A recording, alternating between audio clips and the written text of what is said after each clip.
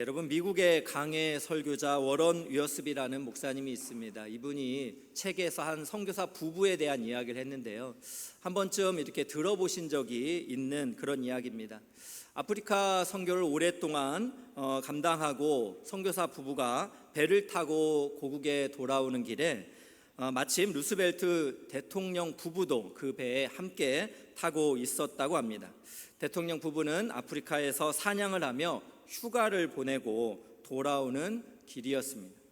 항구에는 붉은 양탄자가 깔렸고 경호하는 이들과 수많은 기자들이 대통령 부부를 기다리고 있었습니다.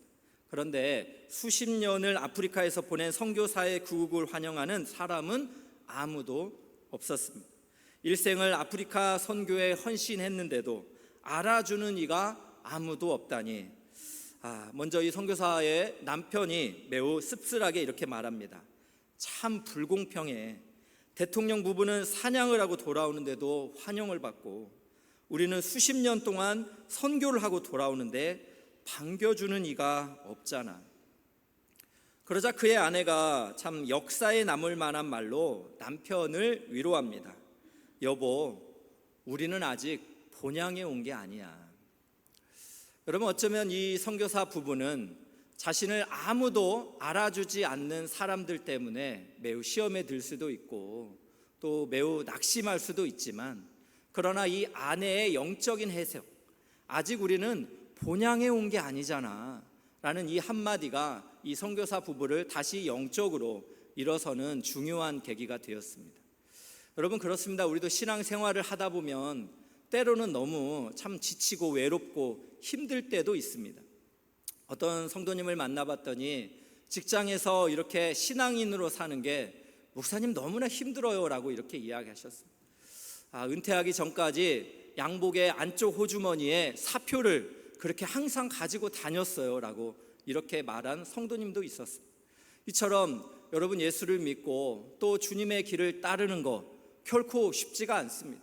알아주는 사람도 없고 또 이렇게 나는 왜 이 고생을 해야 되나, 이런 인간적인 생각이 들 때마다 우리도 넘어질 수가 있다는 것이죠. 그러나 여러분, 이럴 때 가장 중요한 게 있다면 하나님의 관점으로 보는 영적인 해석입니다. 세상 사람들이 바라보는 그런 인간적인 눈이 아니라 하나님께서 나의 인생 가운데 지금도 무언가를 계획하시고 나를 통하여 하나님의 나라를 확장하기를 원하신다라는 그런 영적인 관점을 가지고 있다면 우리도 시험에 들 때 믿음으로 용기를 내고 극복할 수 있게 될 줄로 믿습니다. 오늘 그러한 성경의 인물 중에 우리는 바울 사도를 좀 살펴보기를 원합니다. 바울은 지금 로마의 감옥에 갇혀 있습니다. 어찌 보면 바울이 일평생 복음을 전하고 주를 위하여 최선을 다했는데 그의 마침이 로마의 감옥에 갇혀 있다니, 여러분, 얼마나 절망할 수밖에 없는 그런 환경입니까? 그러나 바울에게는 영적인 눈으로 자신의 환경을 그렇게 바라볼 수 있는 눈이 있었습니다. 그래서 바울은 지금 자신이 로마의 감옥에 갇혀 있는 것을 걱정하는 빌립보 교회의 성도들을 향해서 편지를 쓰고 있습니다. 빌립보 교회는 바울이 사도행전 16장에 보는 것처럼 바울이 성령의 이끌림을 받아서 유럽 선교의 첫 도성으로 들어가서 복음을 전했던 지역입니다. 그곳에서 복음을 전하고 이제 10여 년이 지난 이후에 바울은 로마의 한 감옥에서 그 빌립보 성도들이 걱정할 것을 근심하면서 그렇게 메시지를 보내며 그들을 격려하고 그들을 다시 세우고자 빌립보서를 기록을 하였습니다. 우리는 이 빌립보서를 살펴보면서 우리가 가져야 될 영적인 관점은 어떤 것인지, 그리고 우리의 인생은 어떻게 바라봐야 되는지를 우리가 살펴보고 또 묵상할 수 있기를 원합니다. 먼저 바울은 형제들아 라고 빌립보 성도들을 향해 말하면서 너희가 알기를 원한다 라고 이렇게 말을 해요. 그러면 빌립보의 형제들이 무엇을 알기를 원하는가? 오늘 12절의 말씀입니다. 한번 보겠습니다. 형제들아, 내가 당한 일이 도리어 복음 전파의 진전이 된 줄을 너희가 알기를 원하노라. 바울이 당한 일이 있습니다. 복음을 전하면서 그가 고생했던 많은 일들도 있고요, 지금은 또 로마의 감옥에서 그가 그렇게 고통을 겪어야 되는 이런 환경이 인간적인 눈으로는 굉장히 바울이 불행하다, 고난 속에 있다. 하나님이 그렇게 충성된 사람에게 준 결과가 이것인가? 라고 오해할 수도 있습니다. 그러나 바울은 말합니다. 자신이 당한 일이 결국 복음을 전파하는 일에 진전이 되었다. 개역 한글 성경으로 보니까 진보가 되었다. 이렇게 표현을 하고 있습니다. 왜 그렇습니까? 13절에 더 자세히 설명하는데요. 이러므로 나의 매임이 그리스도 안에서 모든 시위대안과 그 밖에 모든 사람에게 나타났으니, 바울이 이렇게 매이게 된 것이 시위대 안의 사람들, 여러분 여기서 시위대는 황제의 근위대입니다. 그러니까 죄수 바울이 지금 로마의 감옥에 갇혀 있기 때문에 황제의 근위대들이 지금 바울을 이렇게 데리고 이동하며 그를 감시하면서, 바울이란 사람이 감옥 안에 갇혀 있는데 그의 얼굴빛은 환하고 또 그가 입을 열면 예수에 대해서 이야기하니까 그들이 예수를 받아들이는 사람들이 있었다라는 거예요.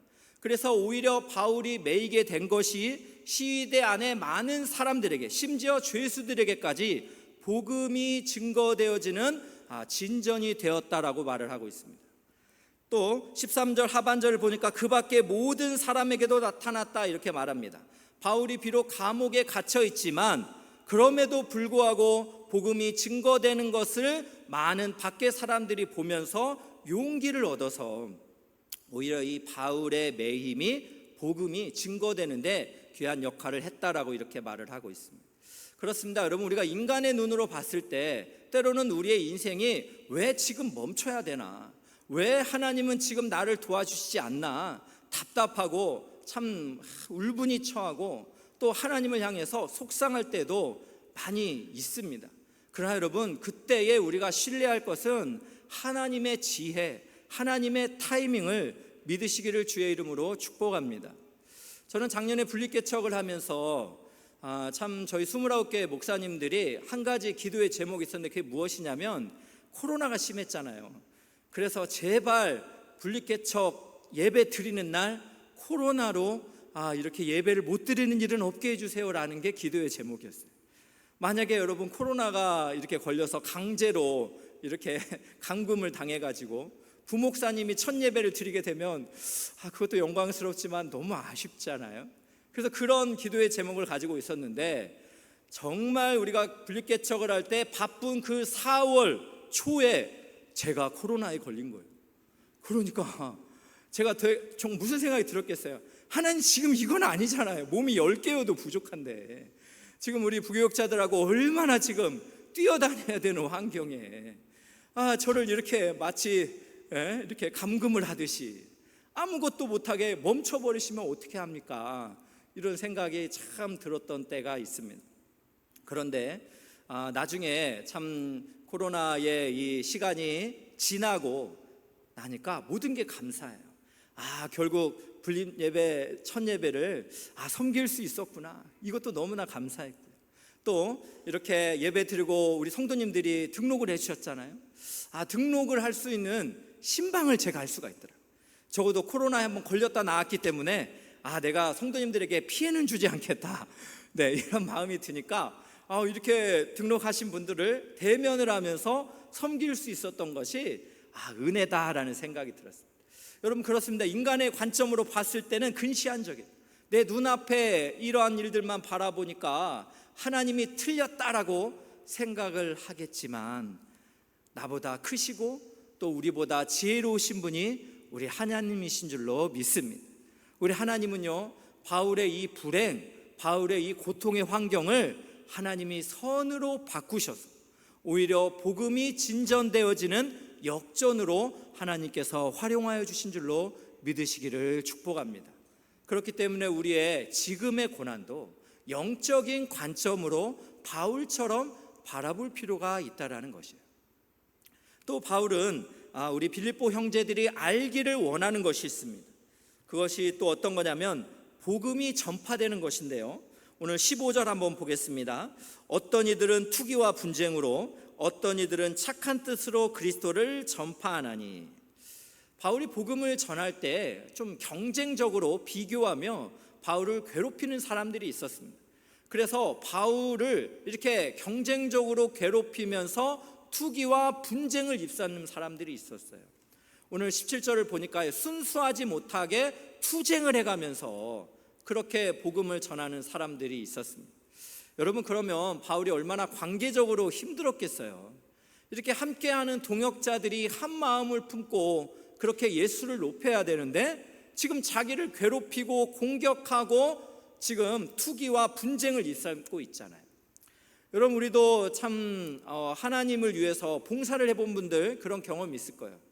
관계적으로 참 함께 섬기려고 했는데 마음이 상하는 경우들이 여러분 종종 있잖아요. 그럴 때마다 무슨 생각이 듭니까? 나 그만둬야 되겠다, 뭐 이런 생각이 들 수도 있잖아요. 들 수도. 실제로 너무나 마음이 아파서 내려놓는 그런 분들도 있지 않습니까? 그러나 바울은 이렇게 말을 하는 거예요. 오늘 18절입니다. 그러면 무엇이냐? 거칠애로 하나 참으로 하나 무슨 방도로 하든지 전파되는 것은 그리스도니 이로써 나는 기뻐하고 또한 기뻐하리라. 할렐루야. 네, 지금 거칠애로 하나 참으로 하나 무슨 방도로 하나 결국 전파되는 것은 그리스도라는, 그리스도가 전파되기 때문에 바울은 기뻐하고 기뻐하리라 라고 이렇게 고백을 하고 있다는 거죠. 여러분, 저는 이 말씀을 생각하니까 이전에 제가 초등부를 섬겼던 교육 전도사의 시절이 있습니다. 그때 제가 그때는 학교 앞 전도를 많이 했어요. 그래서 전도를 나가면 거의 경쟁적으로 전도를 했습니다. 그래서 저희 교회가 아닌 다른 교회는 곰 탈을 이렇게 쓰기도 하고 토끼 탈을 쓰기도 하고 이 더운 여름에 열심히 복음을 전하면서 되게 부럽다, 대단하다 이런 생각을 하면서 나도 좀 그렇게 해야 되나 뭐 그런 생각을 했던 적이 있었습니다. 그러나 여러분, 경쟁할 이유는 전혀 없습니다. 여러분, 곰 탈을 쓰고 전도를 하나 토끼 탈을 쓰고 전도를 하나 전파되는 것은 누구예요? 예수님이지 않습니까? 교회를 여러분 우리가 좀 통전적으로 볼 필요가 있죠. 우리가 개신교 교회들이 너무 자기 교회 중심으로 살다 보니까 이웃 교회와 굳이 비교하고 경쟁할 그런 이유가 없습니다. 우리 엘사랑 교회는 또한 1만 성도 파송 교회이기 때문에 이웃 교회와 함께 성장하기를 원하고 이웃 교회를 축복하며 기도해 주는 교회가 되기를 원합니다. 여러분, 이 마음이 지금 하나님께서 바울에게 주신 마음이라는 거예요. 우리가 거칠애로 하나 또 우리가 투기와 분쟁으로 하나 결국에는 전파되는 것은 그리스도이니 나는 기뻐할 수 있는 것. 우리 하나님은 이것을 우리에게 요구하고 계신 줄로 믿으시기를 축복합니다. 그렇다면 이 말씀을 통해서 우리가 생각해 볼 게 있죠. 바울의 이 상처와 아픔까지도 하나님은 그것을 선으로 사용하시사 복음이 전파되어지는 선한 도구로 사용하여 주셨다라는 관점입니다. 여러분, 이것을 생각할 때 우리도 예수를 믿으면서 때로는 억울하게 또 오해도 받고 때로는 여러 가지 상처와 아픔을 받지만 그러나 우리가 포기하면 안 되는 거예요. 결국에는 하나님께서는 이것을 인생의 역전으로 바꾸어 주셔서 하나님 나라가 확장되어지는 기회로 삼기 원하신다는 것. 여러분, 그것 때문에 기뻐하고 기뻐할 수 있는 여러분 모두가 되시기를 주님의 이름으로 축복합니다. 이렇게 바울은 자기의 고난과 또 자기의 상처까지도 하나님께서 정말 역전시키셔서 하나님 나라를 확장하는 데 사용하여 주셨습니다. 그렇다면 여기서 우리는 이런 생각을 해봅니다. 바울은 어떻게, 이게 결코 쉬운 일은 아니잖아요. 결코 참 인간의 우리가 욕구를 가지고 있으면서 이것을 감당해내는 것은 결코 쉽지가 않습니다. 그러나 바울이 이러한 삶을 살 수 있었던 그 비밀은 바울이 갈망하는 소원에 있습니다. 그것이 어디에 나오는가 보면 오늘 20절 21절에 있습니다. 한번 보겠습니다. 나의 간절한 기대와 소망을 따라 아무 일에든지 부끄러워하지 아니하고 지금도 전과 같이 온전히 담대하여 살든지 죽든지 내 몸에서 그리스도가 존귀하게 되게 하려 하나니 이는 내게 사는 것이 그리스도니 죽는 것도 유익함이라. 바울이 간절히 소망했던 게 뭐라고요? 살든지 죽든지 내 몸에서 그리스도가 존귀하게 높임을 받는 것을 바울은 간절히 소원했습니다. 근데 여러분, 우리가 오늘 좀 주목해 보고 싶은 이 문장은 어디냐면 존귀하게 되게 하려 하나니라는 문장. 여러분, 얼핏 보면 이것이 능동적으로 표현된 바울의 의지라고 생각을 할 수 있지만 이것을 헬라어 원문으로 보면 수동태 문장입니다. 그러니까 바울은 자기의 의지로 하나님을 높이겠습니다 라고 이렇게 자만심에 빠져 사는 고백이 아니에요. 오히려 그 반대입니다. 바울은 자기의 한계를 인정하는 거예요. 그래서 하나님의 도우심을 받아서 자기가 살든지 죽든지 내 몸에서 그리스도만이 높임을 받기를 간절히 원하고 바라고 소원합니다. 이런 고백을 하고 있다라는 거예요. 여러분, 그것을 알 수 있는 말씀이 또 20절이나 한 번 더 보세요. 나의 간절한 기대와 소망을 따라 아무 일에든지 부끄러워하지 아니하고, 여기서 부끄러워하지 아니하고도 수동태 문장입니다.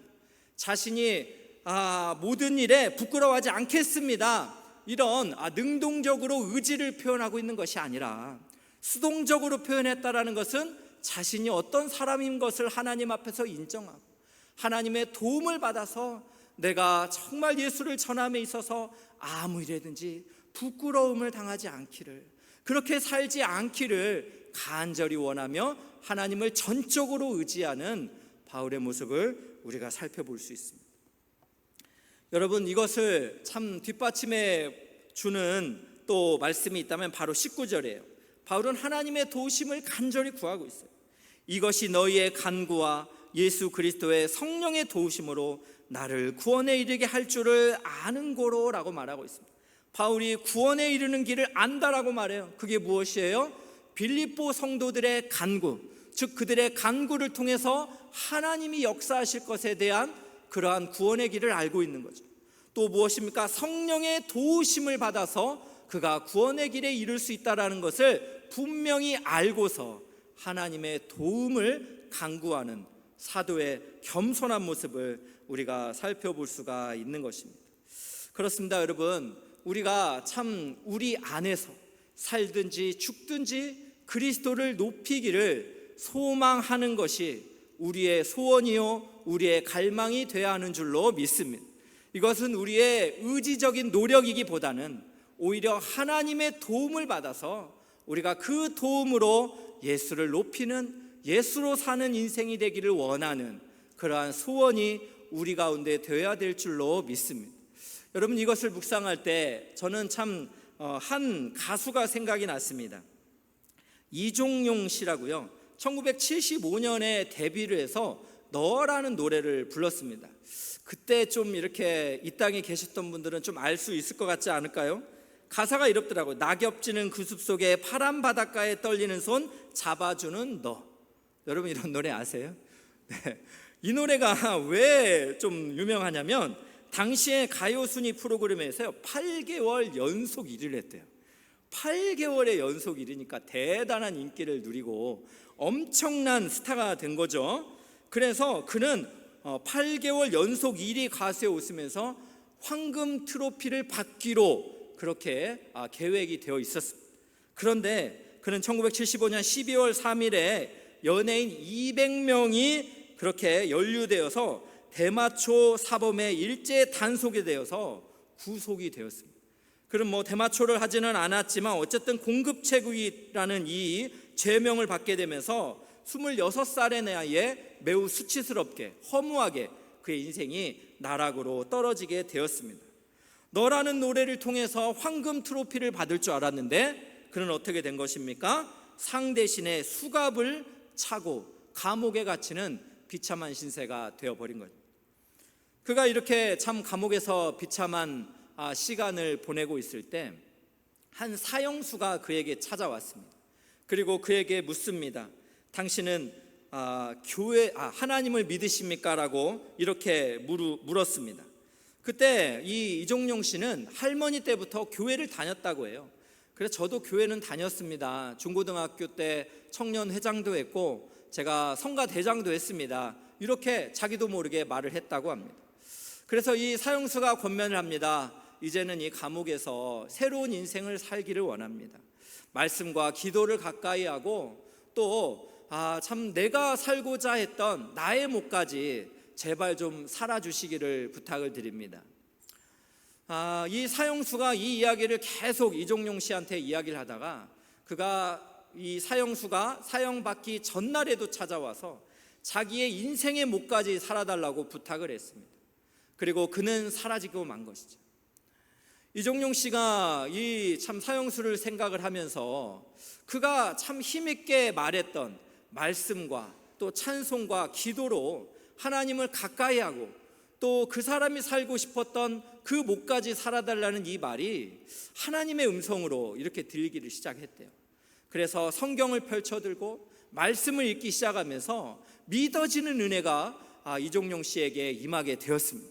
그래서 그가 하나님을 가까이 하게 되면서 그가 이제 감옥에서 나와서는 이제는 그가 신학교를 갑니다. 그리고 그가 이제는 LA의 코너스톤 교회의 한 담임 목사가 되어서 하나님의 나라와 그리고 복음을 전하는 일에 그렇게 사용되게 되었습니다. 여러분, 그렇게 감옥에 갇힌 신세인 이종용 씨, 그리고 그가 참 가수라는 직업 가운데 대중의 인기를 누리는 그러한 삶이 아니라 하나님이 이 사람에게 원했던 것은 무엇입니까? 하나님을 믿고서 하나님 나라의 복음을 전하는 목회자의 삶을 살게 하셨다라는 거예요. 여러분, 이것을 통해서 우리가 생각할 것은 하나님은 한 죄인도 그의 인생을 새롭게 인생 역전으로 바꾸셔서 하나님 나라의 귀한 존재로 사용하여 주신다라는 사실, 이것을 생각한다면 하나님이 우리 인생 가운데서는 얼마나 많은 일들을 새롭게 하시기를 원하시고 우리의 심지어 죄까지도 사용하셔서 우리를 그렇게 참 하나님이 이끄시는 삶으로 인도하실까라는 생각을 해볼 수가 있을 것입니다.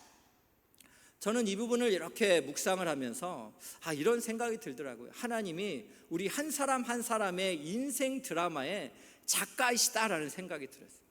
하나님이 우리 인생 드라마의 작가가 되셔서 우리가 이 땅에서 태어나서 겪는 크고 작은 모든 일 가운데 친히 함께 하시고 또 우리의 인생을 하나님이 써내려 가신다, 인생의 드라마를 써가시고 인생의 역전의 드라마를 써가신다, 이런 생각을 하니까요, 인생이 얼마나 참 가슴 벅차고 얼마나 참 기대감이 넘치는지 모르겠습니다.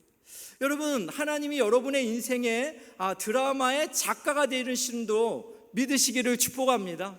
여러분이 그렇게 참 사방으로 우겨쌈 당해서 수세에 몰려서 감옥에 갇혀서 절망과 낙심 속에 무기력하게 있을 때 하나님이 여러분의 인생 작가가 되셔서 여러분의 인생을 역전으로 새롭게 바꾸어 가기를 원하시는 줄로 믿으시기를 축복합니다. 여러분, 이런 믿음이 있다면 우리가 어떤 적용을 좀 할 수가 있겠습니까? 그 첫 번째 적용은 이런 것이에요. 고난 중에서도 기뻐할 수가 있다라는 것입니다. 여러분, 이전에도 제가 참 이 광고를 한번 노래로 불른 적이 있는데 말씀을 묵상하다가 보니까 생각이 나더라고요. 문제없어라는 광고예요. 문제없어, 문제없어. 이런 거 혹시 들어보신 적 있습니까? 문제가 없대요. 근데 문제가 왜 없나? 내가 가사를 쭉 읽어보니까 이래요. 애인이 떠나도, 우리 청년들, 애인이 떠나도 문제 없습니다. 배가 좀 나와도 문제 없다고 합니다. 기름값이 올라도 문제 없다 합니다. 내일 모레 은퇴해도. 네, 여러분 어떻습니까? 이거 하나하나 생각을 해보니까 여러분 문제가 좀 되잖아요. 여러분 안에도 뭔가 직면해야 될 그 문제 그거 있잖아요. 그 문제에 너무 함몰되다 보니까 하나님의 계획은 보이지도 않고 영적인 비밀은 보이지 않으면서 여러분 우리가 기쁨을 잃어가고 있는 것은 아닙니까? 그러나 여러분, 하나님은 우리의 인생에 역전의 드라마를 쓰시는 작가인 줄로 믿으시기를 축복합니다. 여러분, 성경을 잘 살펴보십시오. 출애굽기에 모세가 어떻습니까? 앞에는 홍해 바다가 있고 뒤에는 애굽의 군대가 있습니다. 이스라엘 백성들은 왜 여기서 우리를 죽게 하냐고 모세를 원망하는 그 환경에 모세가 하나님 앞에 기도할 때 바다에 세기를 내시니가 우리 하나님이신 줄로 믿으시기를 축복합니다. 이스라엘 백성들이 애굽에게 죽거나 홍해 바다에 그렇게 익사하는 그런 환경에서도 정말 초월적인 방법으로 세기를 내시는 이 제3의 플랜을 가지시고 그들의 인생의 역전의 드라마를 쓰시는 이가 우리 하나님이신 줄로 믿으시기를 주의 이름으로 축복합니다. 여러분, 사무엘상에 보면 다윗은 어떻습니까? 이스라엘 백성들이 골리앗 앞에서 벌벌 떨었습니다. 그 벌벌 떠는 환경 앞에서 여호와의 이름이 그렇게 무시를 당하는 그 환경을 견딜 수가 없는 소년 다윗, 그 하나님을 사모하는 그 영광을 갈망하는 이 소년 다윗이 첫 번째 던진 물맷돌에 그 거인 골리앗은 참패하게 말았고 이스라엘은 승리하게 된 줄로 믿으시기를 축복합니다. 또 여러분, 성경을 살펴보면 얼마나 많은 인생들 가운데 하나님이 인생의 역전 드라마를 쓰셨나요? 여러분, 에스더서를 보십시오. 모르드게라는 사람이 나옵니다. 그를 대적했던 하만이라는 사람이 간교하게도 모르드게와 이스라엘 백성을 모두 말살할 정책을 세웠지만 죽으면 죽으리라는 절대 신앙을 가지고 하나님 앞에 기도했던 에스더와 모르드게를 통하여 이스라엘은 구원의 그 놀라운 큰 기쁨을 누리게 되었습니다. 여러분, 그렇습니다. 그들은 너무나 특별하기 때문에 그들의 인생에만 하나님이 역사하신 것이 아니에요. 이 성경이 우리에게 보여주는 적용은 무엇입니까?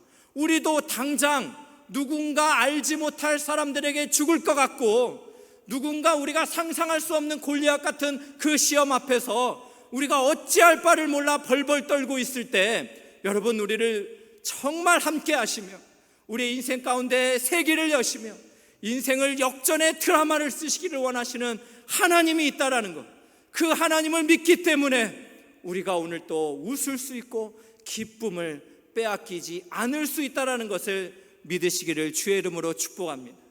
그래서 여러분, 바울은 오늘 18절에 이렇게 고백하는 거예요. 하반절을 볼까요? 나는 기뻐하고 또한 기뻐하리라. 여러분, 우리가 개역개정 성경으로 보면 같은 시제같이 보입니다. 그러나 그렇지 않습니다. 헬라어 원문으로 보면 나는 기뻐하고는 현재형이에요. 그리고 나는 또한 기뻐하리라, 이것은 미래적인 표현입니다. 그러니까 바울은 지금 현재적으로 기뻐한다, 그리고 아직 다가오지도 않은 미래를 향하여 기뻐하리라라고 선포하고 있습니다. 그렇습니다. 여러분, 인생의 역전의 드라마를 쓰시는 하나님을 신뢰해야 됩니다. 우리가 현재에도 기뻐하고 미래에도 다가오지 않았지만 나는 기뻐할 것입니다, 이렇게 고백할 수 있는 여러분 모두가 되시기를 주님의 이름으로 축복합니다. 여러분, 또한 또 한 가지 생각을 해볼 수가 있죠. 인생 역전을 이끄시는 하나님을 우리가 묵상을 한다면 우리가 담을 뛰어넘는 도전도 할 수 있다라는 것입니다. 여러분, 지난주에 제가 이렇게 참 신문을 보면서 미국의 한 캘리포니아 명예교수님이 이런 표현을 했더라고요. 대한민국 완전히 망했네요. 와, 그 정도로 낮은 수치의 출산율은 들어본 적이 없어요, 라고 이렇게 이야기를 했습니다. 무엇입니까? 한국의 이 출산율이 0.78명에서 이제는 0.7명으로 뚝 떨어졌다라는 거예요. 그래서 OECD 국가 중에서 최저치이고 서울에도 학교가 줄줄이 폐교되어지고 또 교회 학교가 무너져 내려가는 이런, 어찌 보면 겉으로 봤을 때는 마치 대한민국이 완전히 망할 것 같은 그런 이야기들을 매스컴에서 쏟아내고 있는 것이죠. 여러분, 실제로 우리가 참 뉴스를 접하면서 한 주간을 보내면서도 여러분 마음이 우울했던 적 있죠. 또 굉장히 분노하며 화가 났던 그런 순간들도 있었을 것이라 생각합니다. 그러나 여러분, 그것이 다가 아니라는 거예요. 여러분, 제가 또 최근에 국민일보 기사를 봤더니요, 이런 기사가 있습니다. 10년 내에 은퇴 선교사 1만 명이 쏟아진다, 이런 거예요. 10년 내에. 왜 그런가 봤더니요, 한국의 선교연구원에서 60대 이상의 선교사 전체의 26%, 60대 이상의 선교사님들이 전체의 26% 된대요. 그러면 30대 이하의 선교사님들은 8% 정도 된다는 거죠. 그러니까 10년이 지나면 70세에 은퇴하게 되니까 1만 명의 선교사들이 은퇴하면서 이제 한국으로 돌아오게 된다라는 거죠. 그러면 여러분, 해외 선교는 정말 어떻게 되는 것인가? 우리가 어떻게 또 복음을 전하며 열방을 그렇게 세워갈 것인가, 이런 기사들을 접하게 되었습니다. 여러분, 이런 뉴스들을 접할 때마다 우리가 위기의식을 좀 가질 필요가 있습니다. 그렇지만 우리가 그 위기의식에 너무나 함몰되어서 그렇게 낙심하고 절망할 이유는 전혀 없습니다. 이러한 소식을 듣는 가운데 제가 매우 희망적인 소식을 또 우리 엘사랑 교회에서 들었습니다. 우리 엘사랑 교회에는 중고등부들이 있잖아요. 요즘 여러분 청소년들 복음화율이 3%라고 하니까 100명 중에 3명만 교회를 이렇게 다닌다고 그래요. 그러니까 얼마나 우리 청소년들이 예수 믿고 사는 게 힘든가, 이런 생각이 들잖아요. 그런데 우리 중고등부의 선생님들과 학생들이 어떤 교육을 했냐면, 지난 한여름밤에 기도회에 기독교 세계관 강사님이 교리를 가르쳐야 됩니다. 아이들이 어리면 어릴수록 하나님의 말씀으로 견고하게 세워지도록 교리를 가르쳐야 됩니다. 이런 이야기를 했어요. 거기에 도전을 받으시고 우리 선생님들이 매일 소요리 문답의 교리를 이제 아이들이 있는 카톡방에 이렇게 선생님들이 돌아가면서 한 문장씩 올리는 거예요. 그리고 아이들이 그것을 읽었다는 것을 확인하면서 이렇게 하트로 이렇게 표시를 하게 했다는 거예요. 여러분, 좀 이해가 되게 하기 위해서 제가 사진을 좀 가져왔습니다. 한번 보시면, 이게 선생님이 교리를 매일 이렇게 올리시면 우리 아이들이 이렇게 하트로 그렇게 아멘 이렇게 동참을 하는 거예요. 제가 그래서 우리 교역자분이 보내줘가지고 이 카톡병에 몇 명 있는가 살펴봤더니 총 35명이 있더라고요. 이 35명이 있는 단톡방에 하트를 또 몇 명이 눌렀나 봤더니 8명이 눌렀어요. 8명. 35명에 우리 아이들이 8명 눌렸다라는 걸 보면서 그래도 소망이 있는 겁니다. 여러분, 소망이 있는 거예요. 여러분, 우리 참 이 이야기를 듣고서 또 어느 다락방에서는 우리도 우리 자녀에게 해야겠습니다. 교리 가르쳐야 되겠습니다. 그래서 그거 올려준 거 보내주세요. 우리 아이들에게 보내겠습니다라고 이렇게 도전을 받고 노력하신다라는 이런 이야기를 들었습니다. 여러분, 그렇습니다. 우리에게 들려지는 많은 어려움들이 있다 할지라도 여러분, 우리 포기하면 안 돼요. 담대한 도전을 계속해서 우리가 하면서 나아가야 될 줄로 믿습니다. 여러분, 오늘 말씀에서 저는 바울 사도에게 굉장한 도전을 받습니다. 오늘 21절을 한번 보겠습니다. 이는 내게 사는 것이 그리스도니 죽는 것도 유익함이라. 바울은 고백하는 거예요. 자신이 살든지 죽든지 그리스도가 높임을 받기를 원하는데, 이는 내게 사는 것이 그리스도이기 때문에 죽는 것도 나에게 유익한다. 바울은 영혼의 관점에서 자신의 인생을 보기 때문에 자신은 이곳에서 고난을 당해서 목숨을 잃다 할지라도 하나님의 영원한 나라와 거기에 대한 소망이 있기 때문에 본인은 죽는 것도 유익하다, 이런 고백을 한 거죠. 여러분, 이전에 그 명량이라는 혹시 영화를 혹시 보셨습니까? 바로 명량해전을 배경으로 했죠. 명량해전은 우리 조선의 12척의 배로 일본의 330척의 배와 싸웠던 전쟁입니다. 여러분, 그때 얼마나 공포가 컸겠어요? 굉장한 두려움이 있었겠죠? 그때 그 영화를 봤더니요, 이순신 장군이 했던 명대사가 있습니다. 그게 무엇이냐면 이거예요. 죽고자 하면 살 것이요, 살고자 하면 죽을 것이다. 얼마나 참 멋있습니까? 전쟁을 떠나는 이 장수가 죽고자 하면 살 것이요, 살고자 하면 죽을 것이다. 이 한마디는 당시의 조선군에게 굉장한 그 동기부여가 됐고 용기가 되었습니다. 여러분, 그렇습니다. 우리가 참 무언가를 담대하게 도전할 때 목숨을 걸고서 도전한다는 것은 두려울 게 없는 것입니다. 매우 담대한 도전이 될 줄로 믿습니다. 그런데 바울은 지금 어떻게 고백하는 거예요? 내 안에 사는 분이 그리스도이기 때문에 내가 죽는 것도 유익하다. 그냥 지금 이순신 장군이 했던 그런 죽는 정도가 아니라 그리스도가 그와 함께하기 때문에 그의 죽음을 통해서도 하나님께 영광이 되는 유익함이다라고 이렇게 고백하고 있습니다. 여러분, 이렇게 목숨을 건 한 사도의 이 하나님 앞에서의 진정한 고백을 우리가 묵상을 하면서, 여러분, 우리도 이 땅을 살아가면서 어떠한 자세로 살아가야 되겠습니까? 제가 참 전주에 이렇게 보게 된 책 제목이 무기력을 무기력하게라는 책을 이렇게 재밌게 봤다라고 했죠. 그 책에서 이런 한 문장이 나와요. 우리의 무기력은 학습된다, 이렇게 저자가 이야기를 합니다. 우리의 무기력함이라는 것이요, 여러 가지의 실패를 통해서 학습이 되어버린다는 거예요. 그래서 아무것도 하지 못하도록 꽁꽁 이렇게 묶여있는 그런 환경에 처한다라는 거예요.